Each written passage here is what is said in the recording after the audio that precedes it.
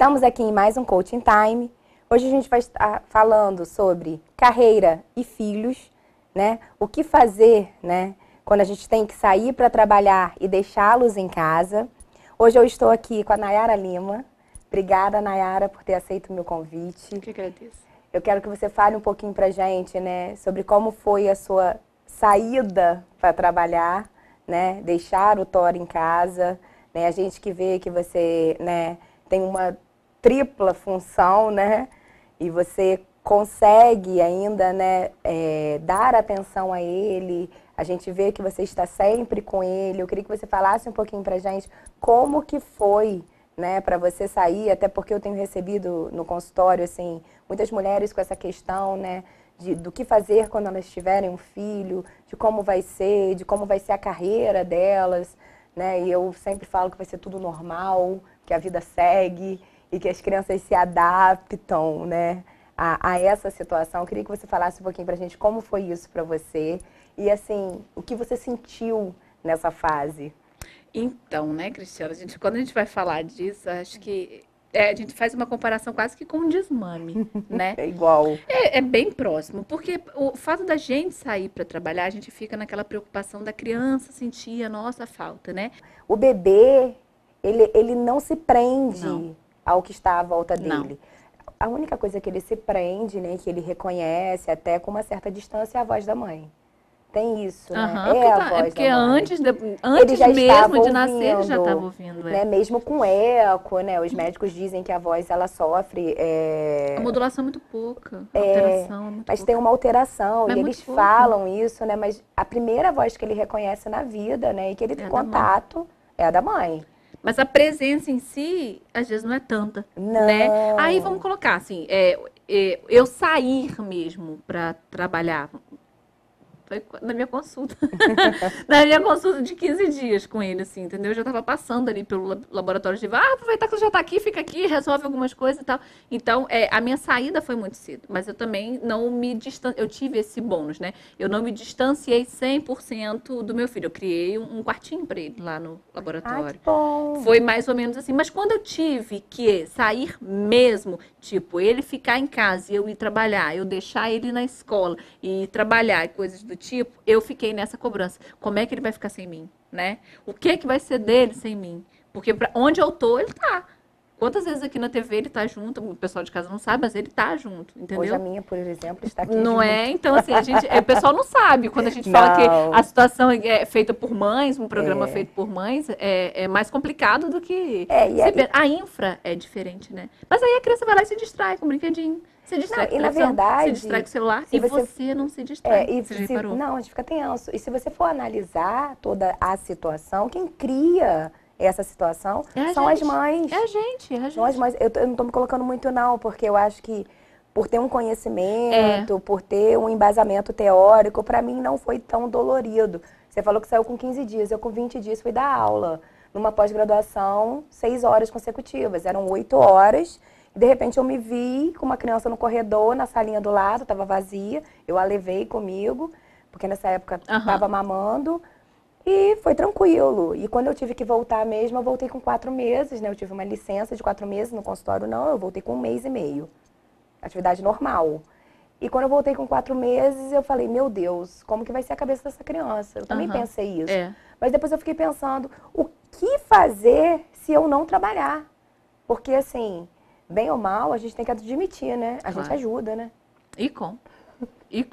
Mas assim, eu fiquei numa situação muito louca, assim, né? Tipo, do que eu tava falando. O que vai ser dele sem mim, né? Porque sempre fomos, basicamente, 90% do tempo, eu e ele, né? Esses 10% eu divido um pouco com o pai, divido um pouco com a avó. Às vezes a minha secretária lá em casa me dá um help, né? Deixo ele lá com ela de 1 até 2 horas, de 1 até 3, depois eu volto correndo. Ainda é assim, né? Mas aí a minha cabeça fica lá. A criança se desmama da gente, né? E brinca, e vai no jardim, brinca, e vai no parquinho e brinca, e pega o celular e assiste um desenho, e vai pra televisão e dorme, e a nossa cabeça tá lá, né? Então não foi assim, como foi sair? É desmame, eu acho que ainda não desmamei, não. Mas ele é pequeno ainda, né? Quando você vai ver que a diferença a gente sente quando eles já têm uma autonomia, né? Eles conseguem se expressar. Eu acho que quanto maior, pior. Porque as cobranças agora são... O meu ontem pediu pra dormir na casa da avó, quero ficar na casa da vovó. Eu olhei pra cara da minha mãe olhou pra minha cara e disse, tá, vamos ficar. Gente, eu cheguei em casa, eu fiquei assim, eu olhava pro telefone de 10 em 10 minutos pra ver se ela me ligava, se ela mandava um WhatsApp. Fiquei me corroendo, né? Mas também não liguei pra saber, se alguma coisa acontecer, ela vai me ligar. E uma coisa que eu sempre pondero até com alguns pacientes, com algumas pessoas que me procuram até para orientação, é que o tempo tem que ser de qualidade, não de quantidade. Eu conheço pessoas que ficam em casa o dia inteiro, que as crianças estão lá comigo, mas estão cobrando um tempo que eles não dão. Que é um tempo de atenção, que é você sentar, que é você fazer alguma coisa com o teu filho. E eu falei isso essa que é você semana. Conversar com a criança, né? Porque você tem que conversar, gente. A criança vai ter algumas questões, vai ter questionamentos, curiosidades. E você precisa trazer isso para elas, né? E o que eu falo sempre é ter um tempo de qualidade.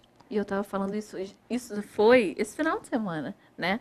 A gente estava vindo do Rio, eu, meu marido e ele. E eu falei assim, olha, eu li esses dias uma pesquisa que estava falando muitas vezes as mães que ficam, as mães que são exclusivamente mães, né? Que vai, cuida da casa, cuida da roupa, dá comida, prepara comida, dá banho, coloca para dormir, não sei o quê. Tarana. Então ela está envolvida em 100 ambientes, mas onde a criança está presente. Aí chega o pai, dá aquelas 10 minutinhos de brincadeira, né? Joga para cima, joga para o alto e brinca e não sei o quê, e segue a vida dele e a mulher tá lá. Quem é o melhor dos pais? Quando uma criança pequena ainda consegue dizer isso, né? O pai é o melhor. Aí você fica desesperada. É o pai. Por quê? Você tá ali se dedicando 100% para aquela criança, para aquele ambiente, né? E é o pai que é o melhor. Porque na a verdade, qualidade não do é tempo nem do que o pai seja melhor. O pai chega nos momentos, na hora certa. Então a criança... É o tal do tempo de qualidade. É o tempo que ele dá para a criança que vale a pena. Então a criança está vendo aquilo ali como mais prazeroso do que a mãe. Claro. Porque a mãe, na verdade, né, a gente tem essa ideia de que o homem é o provedor. Hoje não tem mais isso não, gente. O provedor acho que somos nós. Nós somos as provedoras, nós cuidamos da casa, nós cuidamos dos filhos, nós saímos para trabalhar. Eu vejo que isso, como exemplo para uma criança... é muito positivo, porque as crianças percebem hoje que elas têm que dar valor a algumas situações, principalmente, né, as mães delas, a essas situações todas que elas vivenciam. E assim, o pai chega nessa situação mais tranquila. Ele vai chegar à noite, cansado, vai brincar os 10 minutos, vai fazer o que a criança está pedindo, porque é automático, né? O homem, ele é automático. E o que acontece? A criança acha aquilo ótimo, porque o pai não brigou com eles. Então tem isso aí também, né? Ai, não. Aí depois que eu li isso, aí eu falei assim, não, aí pronto, acabou, freou, vamos calmar um pouquinho. Agora, realmente, o tempo tem que ser de qualidade, entendeu? Se eu vou levar para a escola, eu vou cantando, vou brincando, vou conversando. Aí se eu vou levar para natação, eu fico no tempo da natação, participando junto e tudo, entendeu? Então, assim, independente das obrigações, do tempo das obrigações, eu tento transformar esse tempo de obrigação também num tempo de diversão. E assim, qual a dica que você deixa para essas mães assim que estão tão preocupadas, né, do que fazer com as crianças, né, de ter que sair, ter que deixar essas crianças em casa? Qual a dica que você deixa para elas? Isso que eu acabei de falar, é a qualidade do tempo. Se você vai ficar 8 horas por dia trabalhando e você vai estar com seu filho, por exemplo, só na parte da manhã ou na parte da noite, dê um tempo qualitativo para o seu filho, da sua atenção. Você brinca com ele, você conversa com ele, você faça um pouco das vontades dele, mas sempre tendo essa atenção, né? Que aquela criança só vai lembrar dos momentos com a mãe ou com o pai, sempre da maneira mais prazerosa possível. E mais positiva. Sempre mais positiva. E assim, eu quero que vocês entendam o seguinte, os filhos crescem, eles vão te dar tchau. Então não parem a vida de vocês, eu acho que vocês têm que seguir uma vida com mais regras, com mais limites, porque a criança requer uma atenção, né? Se vocês me perguntarem, né, eu parei inúmeras coisas que eu fazia, eu trabalhava em 4 empregos, hoje eu tenho 2, então é muito mais fácil. E continuem a carreira de vocês, porque eles vão crescer. Nayara, muito obrigada por você estar aqui comigo hoje. Espero você mais vezes.